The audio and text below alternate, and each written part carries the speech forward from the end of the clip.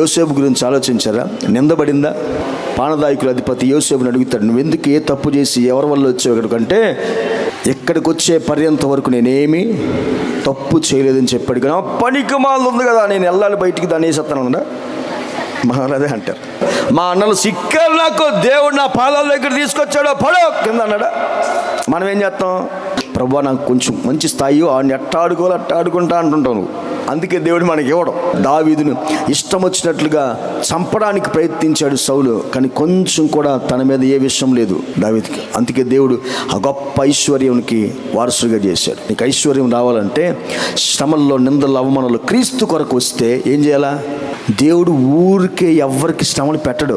శ్రమ అనేది గొప్ప భాగ్యం, ఎవరు పడితే వాళ్ళకి ఇచ్చేది కాదు. ఆ మహిమను దేవుడు ఎవరు పడితే వాళ్ళకి పనికి మాలిన వాళ్ళకి ఇవ్వడం. మరి నేను అనుభవించేది ఏంటంటే అది క్రీస్తు నిమిత్తమే కాదు, నువ్వు చేసుకున్న దానికి అనుభవిస్తాను. ఆ శ్రమలు పొందటానికి కూడా ఒక అర్హత కావాలి.